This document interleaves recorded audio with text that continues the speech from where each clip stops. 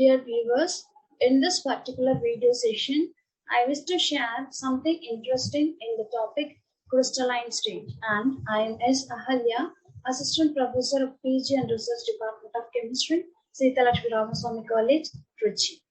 Before getting into the topic, it will be nice to share a famous quote of Albert Einstein.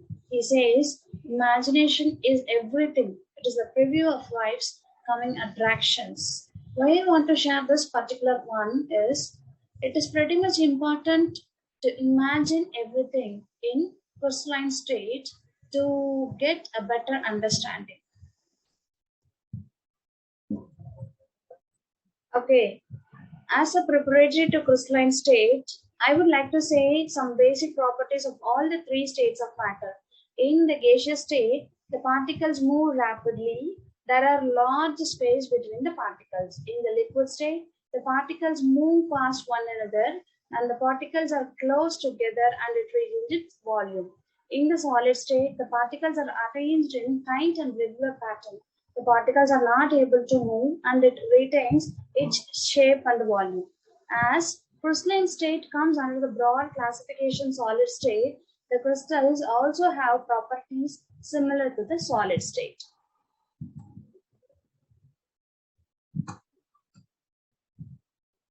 Solid state is characterized by the properties incompressibility, rigidity, and mechanical strength.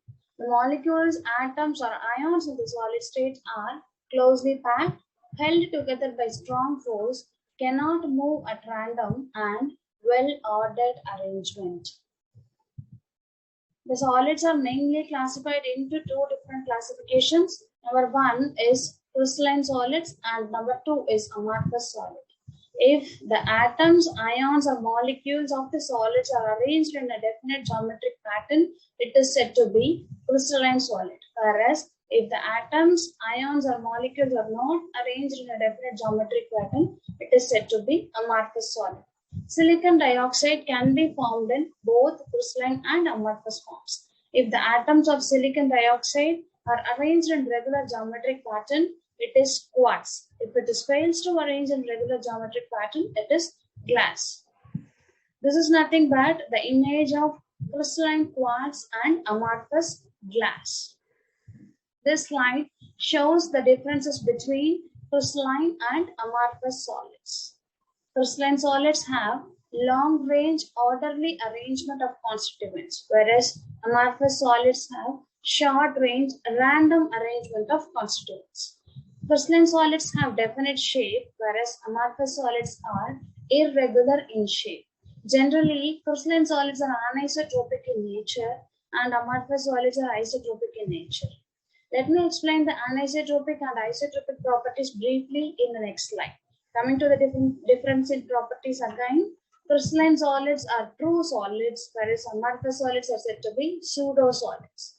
Crystalline solids have definite heat of fusion, whereas amorphous solids have not definite heat of fusion.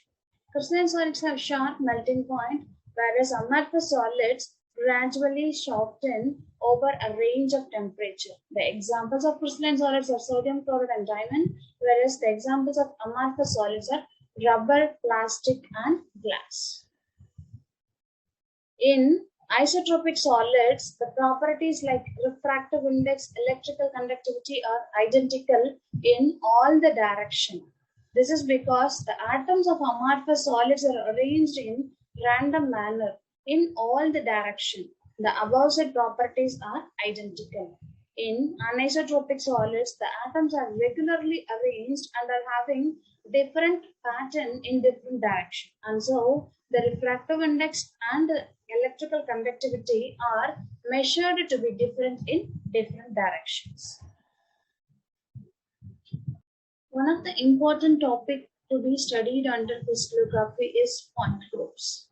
Basically, there can be 32 different combinations of elements of symmetry of a crystal. These are called 32 point groups or crystal systems. The 32 point groups have been grouped together so that there exist only 7 different categories, namely cubic, orthorhombic, tetragonal, monoclinic, triclinic, hexagonal, and rhombohedral. These groups are known as 7 basic crystal systems.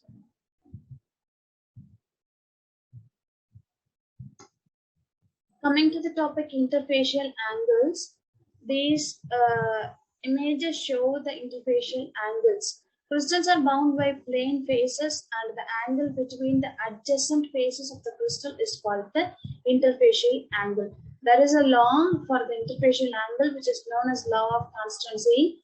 It says, in spite of the different sizes and the shapes of the crystal of the same substance, it is observed that the angles between the corresponding faces called the interfacial angles are always same.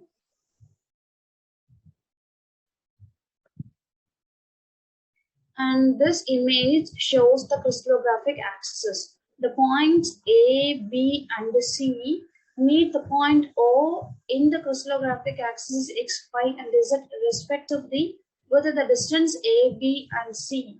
And these axes X, Y, and Z are said to be the crystallographic axes. Another basic concept of crystallography is Bravais lattices. There can be only 14 different ways in which similar points can be arranged in a three-dimensional space. Thus, the total number of space lattices belonging to all the 7 basic crystal systems put together only in 14, which is known as Bravais lattices. This slide gives the description of Bravais lattices. Cubic system have 3 Bravais lattices, namely simple, face-centered, and body-centered. Orthorhombic system have 4, namely simple, face-centered, end-centered, body-centered. And the tetragonal system have 2 simple and body-centered. Monoclinic system have 2 Bravais lattices, simple, end-centered, and the triglyphnic, hexagonal, and rhombohedral systems each have 1 Bravais lattice, which is simple. And finally, I hope that you can get to know some basic concepts of crystallography by watching this video. Thank you.